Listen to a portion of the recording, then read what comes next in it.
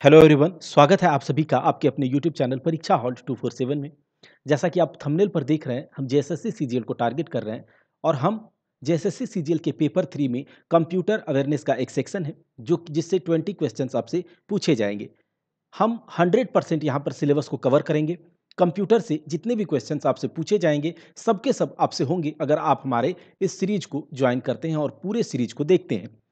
तो अभी तक हमने कंप्यूटर के एक चैप्टर को देखा था, इंट्रोडक्शन टू कंप्यूटर्स, कंप्यूटर का परिचय, सामान्य परिचय, जिसमें कि हमने बहुत कुछ सीखा कंप्यूटर के बारे में। फिर कंप्यूटर आर्किटेक्चर, जिसमें कंपोनेंट्स ऑफ कंप्यूटर, क्या क्या कंपोनेंट्स से कंप्यूटर मिल करके बना है, उसके कौन कौन से कंपोनेंट्स हैं, क्या काम करते हैं, इसके बारे में हमने क्लास लिया।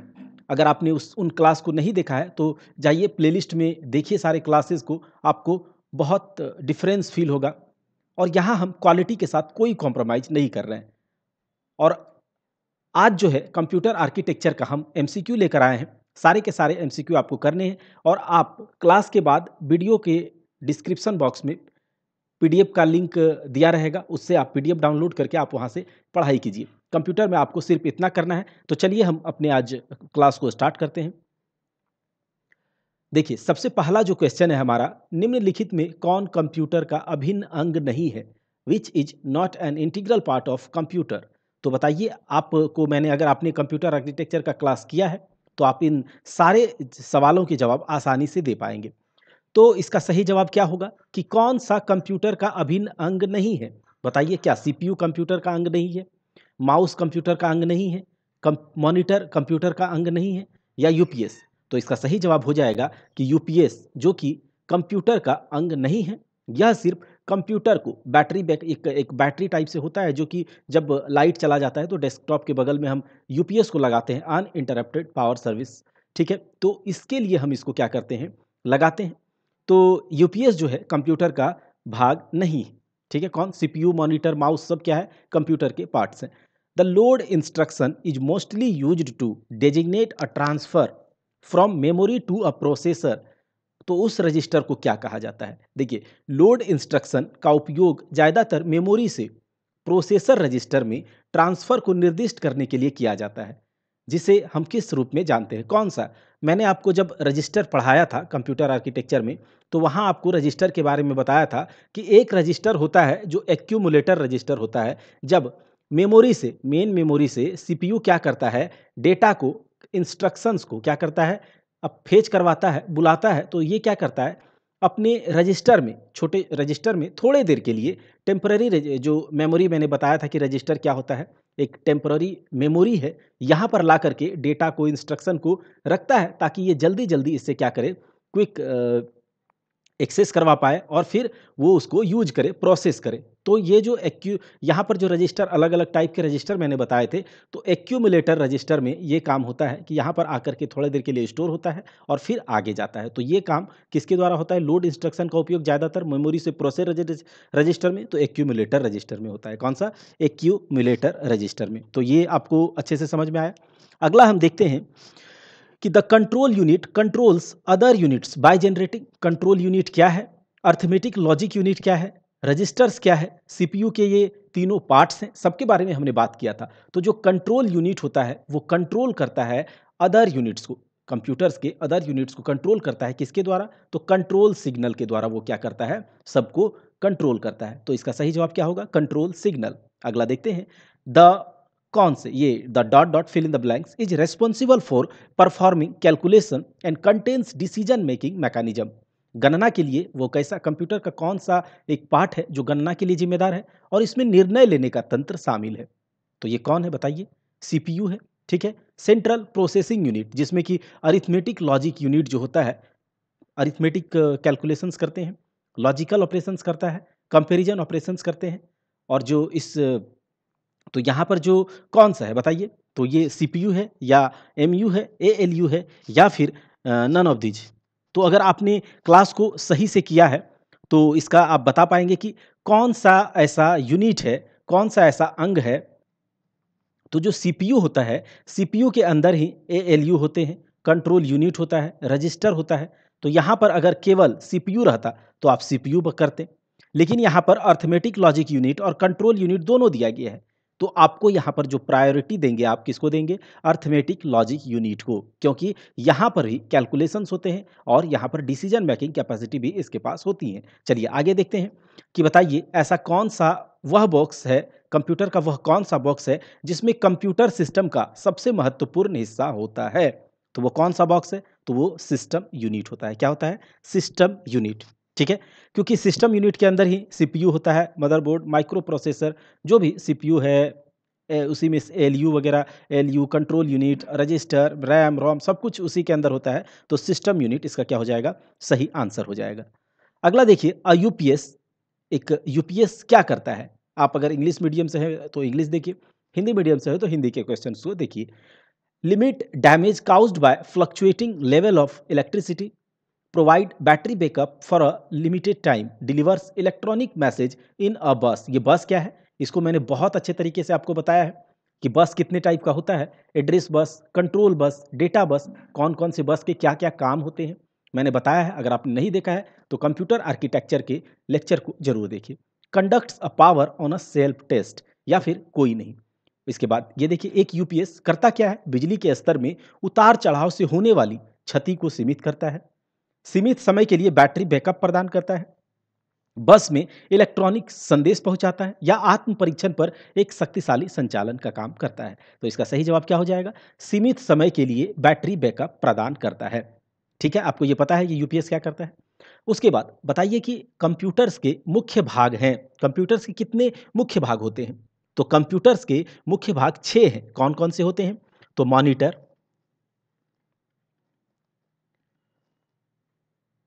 कीबोर्ड, सीपीयू, माउस, स्पीकर और प्रिंटर। ये 6 पार्ट एक कंप्यूटर को पूरा कंप्यूटर सिस्टम बनाते हैं। कौन कौन से? CPU, monitor, mouse, keyboard, speaker और प्रिंटर। जो मॉनिटर और प्रिंटर होता है मेन आउटपुट यूनिट है, आउटपुट डिवाइस है। ठीक है, इंपॉर्टेंट आउटपुट डिवाइस है।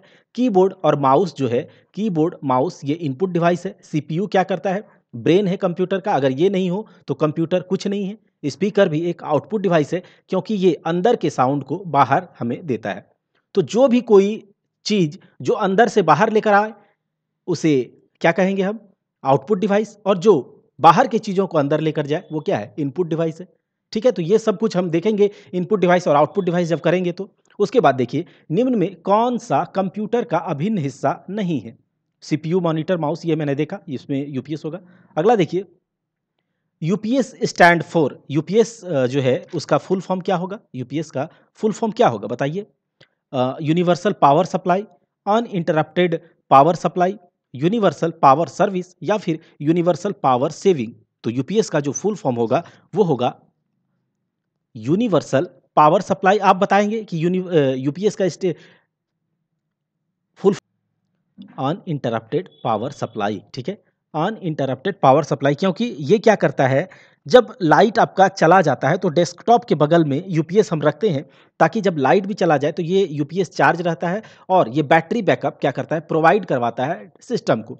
तो इसका मतलब क्या है? यूपीएस जो है एक इसका फुल फॉर्म क्या है? Uninterrupted power supply. Which is not a component of computer, कौन सा कंप्यूटर का घटक नहीं है? बताइए कौन सा नहीं है? Input unit, output unit, memory unit, या बेसिक यूनिट। तो देखिए इनपुट यूनिट तो कंप्यूटर के ही कंपोनेंट्स है, आउटपुट यूनिट भी कंप्यूटर के कंपोनेंट्स है, मेमोरी यूनिट भी है, लेकिन बेसिक यूनिट कंप्यूटर के घटक नहीं है। आगे देखिए निम्न में कौन सीपीयू का भाग नहीं है? सीपीयू में मैंने बताया था एएलयू, कंट्रोल यूनिट और रजिस्टर, ये 3 कंपोनेंट से मिलकर एक सीपीयू ऑर्गेनाइज होता है। सीपीयू ऑर्गेनाइज होता है, इसका क्या काम है सारे के हमने सब देखा। तो यहाँ पर जो है प्राइमरी स्टोरेज, जो कि एक मेमोरी यूनिट का पार्ट है। Primary storage, primary memory, secondary memory. ठीक है, तो ये मेमोरी मेन मेमोरी का पार्ट है।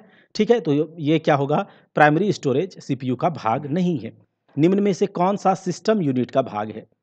तो monitor, CPU, CD ROM, floppy disk या प्रिंटर, इसमें से कौन है जो कि सिस्टम यूनिट का पार्ट है? आप जब डेस्कटॉप के बगल में एक आपने कैबिनेट को देखा होगा। ठीक है, कैबिनेट जो होता है उसके अंदर सीपीयू होता है, जिसको कि हम आम बोलचाल में इसी कैबिनेट को ही सीपीयू कह देते हैं। अब सीपीयू के अंदर कैबिनेट के अंदर जो प्रोसेसर होता है, जो सीपीयू होता है, सिस्टम यूनिट का वो पार्ट है। अगर सिस्टम यूनिट के बारे में बात करें तो कौन-कौन से सिस्टम यूनिट का भाग है? तो यहाँ पर आप सिंपल शब्दों में आसानी से जवाब दे देंगे कि सीपीयू जो है सिस्टम यूनिट का पार्ट है, मॉनिटर हो गया, सीडी-रोम ये तो मेमोरी यूनिट का पार्ट है, फ्लॉपी डिस्क सेकेंडरी स्टोरेज है और प्रिंटर एक आउटपुट डिवाइस है। तो ये सीपीयू जो है सिस्टम यूनिट का पार्ट है। आगे देखिए व्हाट इज सीपीयू? सीपीयू क्या है? सीपीयू एक इनपुट डिवाइस है या आउटपुट डिवाइस है, प्रोसेसिंग डिवाइस है या स्टोरेज डिवाइस है? तो सीपीयू जो है सेंट्रल प्रोसेसिंग यूनिट, आपको नाम से ही पता चलेगा कि यह डेटा को प्रोसेस करके हमें आउटपुट देता है। एक डेटा को जब प्रोसेस करवाता है, आप इंस्ट्रक्शन, कमांड या डेटा के थ्रू आप कंप्यूटर में क्या करते हैं, कंप्यूटर के मेमोरी में कुछ इंस्ट्रक्शन डालते हैं। वो इंस्ट्रक्शन फिर सीपीयू प्रोसेसर है, करता क्या है, फेच करता है और प्रोसेस करवाता है डेटा को उसके एक इंस्ट्रक्शन के हिसाब से। तो मैंने सब कुछ इसके बारे में बात किया है। तो यहाँ पर इसका सही जवाब क्या होगा? सीपीयू जो है एक प्रोसेसिंग डिवाइस है, प्रोसेस करवाता है डेटा को और इन्फॉर्मेशन देता है। Computer can not work without, computer किसके बिना वर्क नहीं कर सकता है? स्कैनर के बिना, इंटरनेट के बिना, माउस के बिना या फिर सीपीयू के बिना। तो कंप्यूटर जो है सीपीयू के बगैर कंप्यूटर नहीं है। मैंने पहले ही बताया था सीपीयू ही कंप्यूटर है, प्रोसेसर ही कंप्यूटर है, बाद बाकी तो सारे डिवाइसेज हैं, ठीक है? तो यहाँ पर कंप्यूटर जो है सीपीयू के बिना काम नहीं कर सकता है, यही प्रोसेस करवाता है। कौन सा कंप्यूटर का दिमाग है? तो सीपीयू कंप्यूटर के ब्रेन, कंप्यूटर का ब्रेन कहते हैं। और कंट्रोल यूनिट कंप्यूटर का हार्ट है, कंप्यूटर का हार्ट। लेकिन अगर कभी आपसे कि हार्ट भी पूछ दिया जाए और वहाँ कंट्रोल यूनिट ना हो, तो सीपीयू ही ब्रेन भी है और हार्ट भी है। आप इस तरह से जवाब दे सकते हैं। कंप्यूटर के सीपीयू का फंक्शन क्या है? कंप्यूटर के सीपीयू का फंक्शन क्या होता है? Process data, delete data, corrupt data, create invoices या कोई नहीं, इनमें से कोई नहीं। तो सीपीयू का काम क्या है? डेटा को प्रोसेस करवाना। ये सब आप जानते हैं। तो ये डेटा को प्रोसेस करवाता है, तो इसका सही जवाब हो जाएगा प्रोसेसेस डेटा। आगे देखिए, the act of writing new data to the computer, ठीक है? The act of writing new data, ठीक है? एक यहाँ कंप्यूटर नहीं होगा, यहाँ पर यहाँ रजिस्टर होगा, ठीक है? रजिस्टर में, ठीक है? यहाँ देखिए, यहाँ है ना, वही है। रजिस्टर में नया डाटा लिखने की क्रिया। देखिए मैंने बताया था आपको कि जो सीपीयू के अंदर रजिस्टर एक उसका कंपोनेंट है रजिस्टर। ये एक टेम्परेरी मेमोरी का काम करता है। ये मेन मेमोरी से डाटा इंस्ट्रक्शन को क्या करता है, जब मेन से सीपीयू जब डाटा या इंस्ट्रक्शन क्या करता है, रिक्वेस्ट करता है मेन मेमोरी को, तो ये मेन मेमोरी से पहले रजिस्टर में आके फीड हो जाता है। ये रजिस्टर से क्या करता है, ये हमेशा कितना ही क्या ही रजिस्टर से जाएगा हमेशा मेन मेमोरी के पास, लंबा दूरी तय करना होगा। तो ये क्या काम करता है कि मेमोरी जो है रजिस्टर के पास उस तरह के इंस्ट्रक्शन को ला करके दे देता है और रजिस्टर से ये सीपीयू क्या करता है, जल्दी जल्दी डेटा इंस्ट्रक्शन ले लेता है और काम को जल्दी से प्रोसेस करवा के देता है। तो रजिस्टर का काम क्या है? एक टेम्पररी मेमोरी का काम है। तो देखिए कहता क्या है कि रजिस्टर में अगर आप नया डेटा, नया इंस्ट्रक्शन देते हैं, तो पहले वाला डाटा जो है वो क्या होगा? ये तो एक टेम्पररी मेमोरी है। तो जल्दी-जल्दी क्या होता है, जैसे आपको कोई एक टेम्पररी मेमोरी है, शॉर्ट टर्म मेमोरी लॉस होता है। तो जैसे ही कोई आदमी है, वो टेम्पररी मेमोरी उसका है, मेमोरी लॉस टाइप से। अगर कोई आदमी आया, उसको बोल दिया कि तुम यहाँ से मत जाना। उसने वो डेटा को अपने पास रखा। दूसरा आदमी आता है और वो कहता है तुम यहाँ से चले जाओ।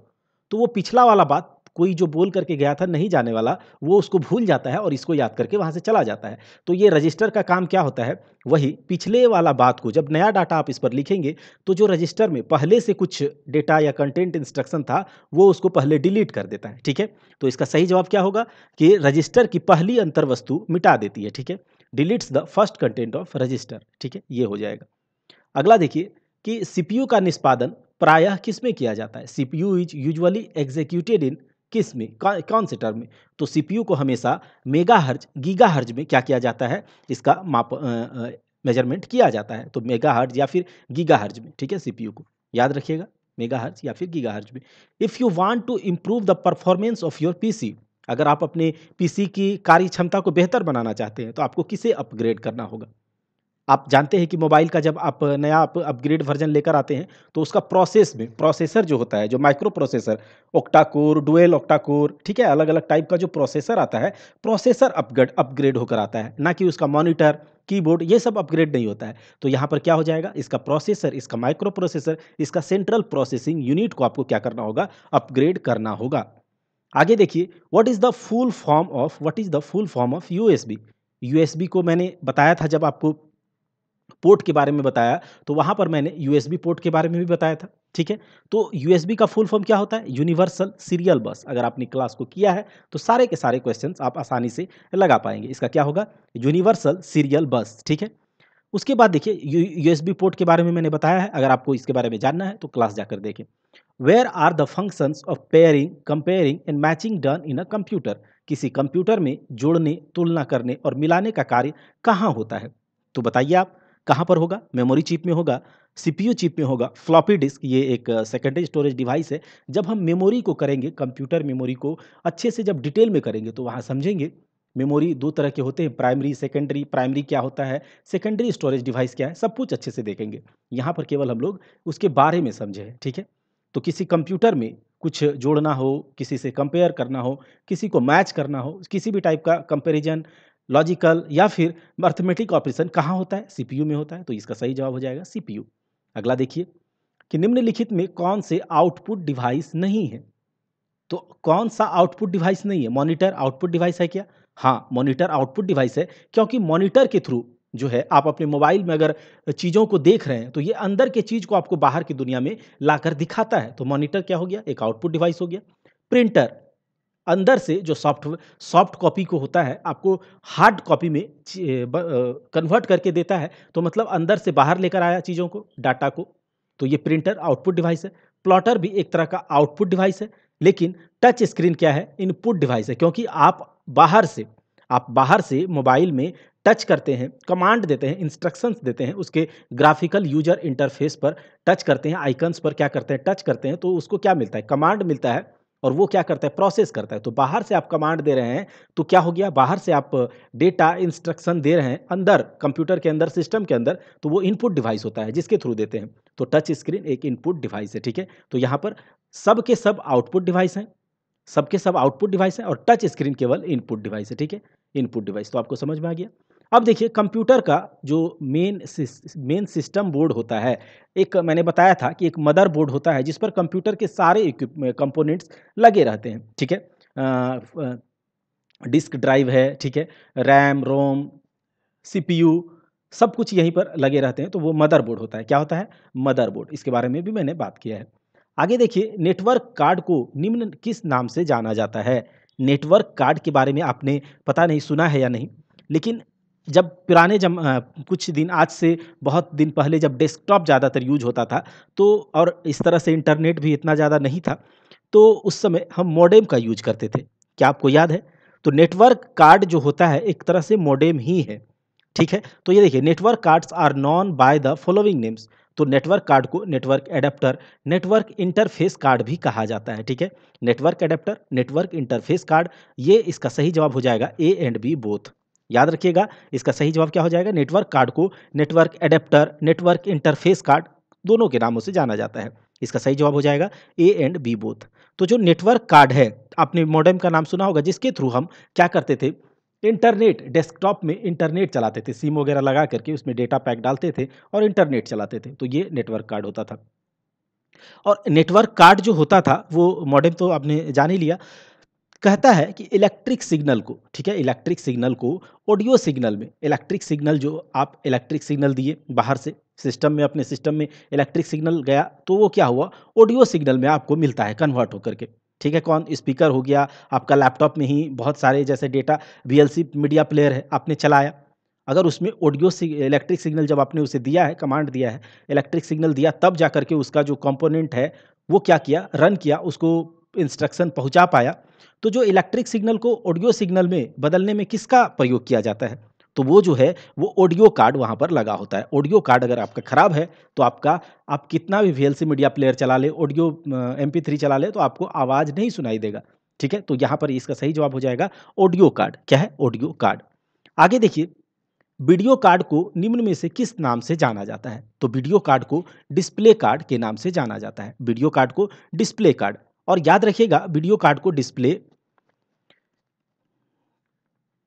डिस्प्ले एडाप्टर कार्ड भी कहा जाता है। डिस्प्ले वीडियो कार्ड को डिस्प्ले एडाप्टर कार्ड भी कहा जाता है और एडाप्टर कार्ड भी कहा जाता है। तो याद रखिएगा वीडियो कार्ड को display card, display adapter card कुछ भी आप कह लें, ठीक है। तो ये वीडियो कार्ड होते हैं, समझ गए। और ये वीडियो कार्ड अगर आपका खराब है तो आप जैसे अभी अपने मोबाइल पर इस वीडियो को देख पा रहे हैं, अपने लैपटॉप पर इस वीडियो को देख पा रहे हैं, अगर आपका वीडियो कार्ड खराब होगा तो डिस्प्ले पर आप ये इमेजेस नहीं देख पाएंगे, ठीक है। तो ये वीडियो कार्ड का काम आपने सीख लिया, समझ लिया। सिस्टम यूनिट क्या है? तो सिस्टम यूनिट एक कंटेनर होता है जिसमें सारे इलेक्ट्रॉनिक कंपोनेंट्स क्या होते हैं? प्लेस्ड होते हैं। तो इसका सही जवाब हो जाएगा बी। आगे देखिए कि सीपीयू और इनपुट आउटपुट डिवाइस के बीच सिग्नल को कौन नियंत्रित करता है? एक सीपीयू है, इनपुट आउटपुट, ये इधर इनपुट डिवाइस और इधर आउटपुट डिवाइस। तो इसके बीच यहाँ से इनपुट से सीपीयू जो डेटा देते हैं सब सीपीयू के पास, और सीपीयू से फिर आउटपुट होता है। तो ये जो इंस्ट्रक्शंस का फ्लो होता है, इंस्ट्रक्शन कमांड का जो फ्लो हो रहा है बस के थ्रू, तो ये कौन कंट्रोल करता है? तो मैंने बताया था कि कंट्रोल यूनिट जो सीपीयू के अंदर एक कंट्रोल यूनिट होता है, यही करता है, सारे सिग्नल को कंट्रोल करता है, ठीक है। तो यहाँ इसका सही जवाब हो जाएगा कंट्रोल यूनिट। इसके बारे में मैंने बात किया है चैप्टर में, लेक्चर में, आप वहाँ पर जाकर देख लीजिए। The memory which can not be processed directly by the CPU is called, वो कौन सी मेमोरी है जो कि सीपीयू के द्वारा डायरेक्ट प्रोसेस नहीं किए जाते हैं, ठीक है। वो कौन सी मेमोरी है? तो वो इंटरनल मेमोरी है, सेकेंडरी मेमोरी है, कैशे मेमोरी है, सिस्टम मेमोरी, या इनमें से कोई नहीं। सीपीयू और इनपुट आउटपुट डिवाइस के बीच ये मेमोरी सीपीयू द्वारा सीधे प्रोसेस नहीं किया जाता है। देखिए एक इंटरनल मेमोरी को सीपीयू सीधे एक्सेस करता है वहाँ से, कैश मेमोरी को, सिस्टम मेमोरी को सीधे एक्सेस करता है, लेकिन जो सेकेंडरी मेमोरी होता है, सेकेंडरी स्टोरेज डिवाइस होता है, तो उसको सीपीयू डायरेक्ट क्या करता है? एक्सेस नहीं करता है। उसके बीच में मीडिएटर कौन होता है? Primary memory. कौन होता है?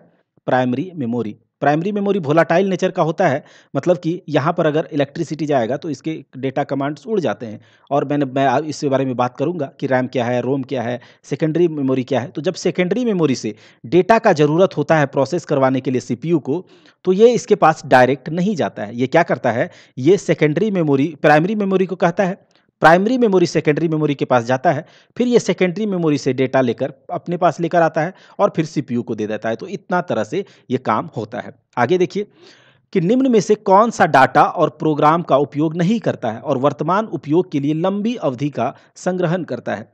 Which of the following does not use data and programs and provides long term storage for current use, ठीक है। तो इसका सही जवाब हो जाएगा सेकेंडरी मेमोरी। सेकेंडरी मेमोरी को हम परमानेंट टाइप मेमोरी कहते हैं, जिसमें कि जैसे आप अपने डिवाइस में जो अपने डेटा को, अपने मीडिया प्लेयर, अपना वीएलसी मीडिया प्लेयर, आप अपने डॉक्यूमेंट्स को सेव करके रखते हैं लंबे समय के लिए, तो वो कहाँ पर रखते हैं? सेकेंडरी मेमोरी में करते हैं, ठीक है। उसमें डेटा या प्रोग्राम का यूज नहीं होता है। आगे देखिए disk and tape drives are mainly used as, जो डिस्क ड्राइव होता है, टेप ड्राइव होता है, वह किस लिए? डिस्क ड्राइव आप जानते होंगे, जो सेकेंडरी स्टोरेज डिवाइस है वो सारे के सारे कौन से हैं? डिस्क ड्राइव है, टेप ड्राइव, ये सारे के सारे क्या है? सेकेंडरी स्टोरेज डिवाइस है। क्या यह सॉफ्ट कॉपी है, हार्ड कॉपी है, या फिर सेकेंडरी स्टोरेज डिवाइस? तो इसका सही जवाब होगा secondary storage device. Disk drive, tape drive, ये सब हम सब कुछ अच्छे से देखेंगे मेमोरी जब करेंगे। अब देखिए what type of USB storage device, ठीक है। यूएसबी जो है किस टाइप का स्टोरेज डिवाइस है? यूएसबी जो है किस टाइप का स्टोरेज डिवाइस है? टर्शियरी, सेकेंडरी, प्राइमरी, या फिर ऑक्सिलरी? टर्शियरी यानी कि तृतीयक, अगर हिंदी में आप बोलें तो, अगर हिंदी मीडियम के हैं तो तृतीयक मेमोरी, सेकेंडरी द्वितीयक, प्राइमरी प्राथमिक, और ऑक्सिलरी यानी कि सहायक मेमोरी, ठीक है।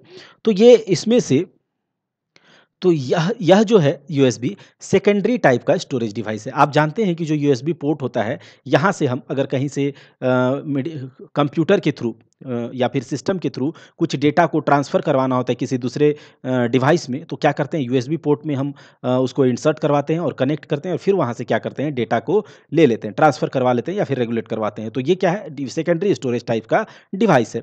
Use to collect large amount of temporary data, बड़ी मात्रा में अस्थायी डाटा को एकत्रित करने के लिए किसका उपयोग किया जाता है? अस्थायी डाटा, याद रखिएगा, बड़ी मात्रा में, बहुत ज़्यादा मात्रा, यहाँ पर शायद ये सवाल जो है अस्थायी नहीं होकर अस्थायी होगा, क्योंकि अस्थायी डेटा को एकत्रित किया जाता है। अस्थायी डेटा यानी कि परमानेंट डेटा को बहुत ज़्यादा अमाउंट में अगर आपको डेटा को एकत्र करना है तो वो परमानेंट टाइप का स्टोरेज डिवाइस होगा, ठीक है। आप प्राइमरी मेमोरी में क्या होता है, बहुत ज़्यादा अमाउंट में डेटा जो आप नहीं रख सकते। कैश मेमोरी आपको हमेशा, अगर आपके कंप्यूटर लैग करने लगा है या फिर स्लो हो जाता है तो आप क्या करते हैं, कैश मेमोरी को जा करके क्या करते हैं, उसको साफ करते हैं, क्लीन करते हैं। तो आप प्राइमरी मेमोरी को क्लीन करते हैं। जो एक्सटर्नल मेमोरी होता है, जो एक्सटर्नल मेमोरी जैसे एक्सटर्नल स्टोरेज डिवाइस है, पेन ड्राइव हो गया, आपका हार्ड डिस्क हो गया, आपका डिस्क ड्राइव हो गया, तो जो जितने भी एक्सटर्नल टाइप के डिवाइस हैं, एक्सटर्नल मेमोरी है, उसमें आप बड़ी मात्रा में, बहुत ज़्यादा अमाउंट में 1 जीबी, 2 जीबी, 4 जीबी, 1 टेराबाइट तक डेटा को एकत्र करने के लिए उसे उपयोग करते हैं, एक्सटर्नल मेमोरी को। तो ये हो गया यहाँ से। अब देखिए, memory is a means of expressing the position of data specifically, ठीक है। देखिए, स्मृति में आंकड़ों की स्थिति को विशेष रूप से व्यक्त करने का साधन है। हमने जब बात किया था कि सीपीयू को जब किसी डेटा का ज़रूरत होता है मेमोरी से, तो ये सीपीयू को मेमोरी से डेटा का ज़रूरत होता है, तो सीपीयू क्या करता है, डेटा को पहले यहाँ से भेजता है मेमोरी के पास एक्सेस करने के लिए कि आप बताइए कि इस इंस्ट्रक्शन का, ये इंस्ट्रक्शन आपके मेमोरी में कहाँ पर है, किस जगह पर है। तो ये क्या करता है, इस जगह के, यहाँ जो इंस्ट्रक्शन है मेमोरी में, इसका एड्रेस इस बस बार पर क्या करता है, फीड करवाता है, जिसे एड्रेस बस कहते हैं, और फिर जाकर के सीपीयू को बता देता है। तो इसे एड्रेस जो है पता, मतलब कि जो मेमोरी में किसी डेटा का जो विशेष पोजीशन या लोकेशन को किस नाम से पता चलता है कि ये यहाँ पर है, तो उसको कहते हैं एड्रेस, एड्रेस बस, ठीक है। ये आपको समझ में आ गया कि एड्रेस, वहाँ पर डेटा का एड्रेस कहाँ पर है। अब देखिए, विच of the following is not involved in following the instruction cycle. मैंने बताया था आपको इंस्ट्रक्शन साइकिल के बारे में। आप जाइए लेक्चर को देखिए, इंस्ट्रक्शन साइकिल क्या है आपको बहुत अच्छे से समझ में आ जाएगा। इंस्ट्रक्शन साइकिल क्या है, इंस्ट्रक्शन सेट क्या है, ऑपरेंड क्या है, ऑप कोड क्या है, सब कुछ मैंने अच्छे से बताया है। तो फेच, फिर होता है डिकोड, फिर होता है एग्जीक्यूट, फिर होता है स्टोर, ठीक है, और उससे पहले रीड करता है। तो ये सारा कुछ मैंने वहाँ पर बताया हुआ है। तो अब बताइए कि इंस्ट्रक्शन साइकिल के कौन से इंस्ट्रक्शन साइकिल में कौन सा शामिल नहीं है। तो मेमोरी शामिल नहीं है, बाद बाकी फेच, डिकोड, एग्जीक्यूट सब शामिल है। तो चलिए आगे देखते हैं। निम्नलिखित में सबसे तेज कौन सा है। देखिए, सबसे तेज यहाँ पर सारे के सारे मेमोरी टाइप है। सीडी रोम एक प्राइमरी मेमोरी है, रैम भी एक टाइप का प्राइमरी मेमोरी है, random access memory, read and memory, ये सब प्राइमरी मेमोरी है। वोलाटाइल नेचर का होता है। कैश मेमोरी भी एक मेमोरी है टेम्पररी टाइप का। लेकिन इन सब में सबसे ज़्यादा जो तेज है, जो सबसे ज़्यादा क्या करता है, डेटा को यहाँ से मेमोरी से, मेन मेमोरी से लेता है और सीपीयू को देता है, तो वो रजिस्टर होता है। क्या, तो यहाँ पर सबसे तेज कौन हो गया, रजिस्टर हो गया, सबसे तेज रजिस्टर, ठीक है। अब देखिए, स्मार्ट कार्ड में सूचना भंडारण के लिए क्या लगा होता है। जो आपका स्मार्ट कार्ड होता है, आप उसमें जो स्टोर करते हैं इन्फॉर्मेशन, तो स्मार्ट कार्ड में सूचना यानी कि इंफॉर्मेशन को स्टोर करने के लिए माइक्रोचिप लगे होते हैं। क्या लगे होते हैं, माइक्रोचिप। तो यहाँ से चलिए अब आगे चलते हैं। मेमोरी पद निम्न में से किसके लिए प्रयुक्त होता है। The term memory is used for which of the following. Logic के लिए होता है, कंट्रोल के लिए होता है, या फिर प्रोग्राम के लिए होता है। तो ये इनमें क्या होता है, स्टोरेज के लिए। मेमोरी जो है स्टोरेज पद के लिए क्या होता है, यूज होता है। Primary memory, secondary memory, primary storage, secondary storage, तो ये है। अच्छा, कंप्यूटर में जो मेमोरी है वो किस प्रकार के हैं, semiconductor memory, magnetic memory, server, optical, या फिर ए, बी और डी। तो यहाँ पर क्या होता है, जो कंप्यूटर में मेमोरी होते हैं उसे हम सेमीकंडक्टर मेमोरी, सेमीकंडक्टर को ही क्या कहा जाता है, सेमीकंडक्टर मेमोरी को ही कहा जाता है प्राइमरी मेमोरी, ठीक है। इसी को कहा जाता है प्राइमरी मेमोरी। उसके बाद मैग्नेटिक मेमोरी के बारे में भी हमने बात किया था। ऑप्टिकल मेमोरी जो कि सीडी, डीवीडी, ये सब क्या है, ऑप्टिकल मेमोरी है। लेकिन सर्वर मेमोरी का टाइप नहीं है। तो इसका सही जवाब हो जाएगा कि मेमोरी, कंप्यूटर में स्मृति के प्रकार केवल सर्वर नहीं है, बाद बाकी क्या है, सेमीकंडक्टर, मैग्नेटिक, ऑप्टिकल, सारे के सारे क्या है, मेमोरी के टाइप है। अब आगे देखते हैं कि फ्लॉपी डिस्क किस प्रकार की मेमोरी है। तो हम देखेंगे आगे कि floppy disk, hard disk drive, tape drive, ये सब क्या है, एक्सटर्नल मेमोरी है। तो फ्लॉपी डिस्क जो है एक प्रकार का एक्सटर्नल मेमोरी है।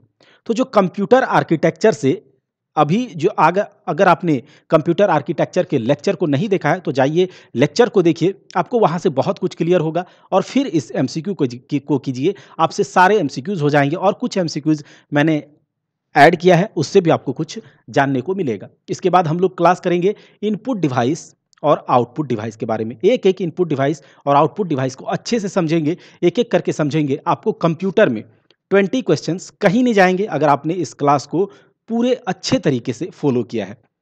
तो हम इनपुट आउटपुट डिवाइस के क्लास में मिलेंगे। आपको जो इस क्लास का पीडीएफ है, वो वीडियो के डिस्क्रिप्शन बॉक्स में आप जा कर के डाउनलोड कर लीजिएगा और वहाँ से रिवीजन कर लीजिएगा।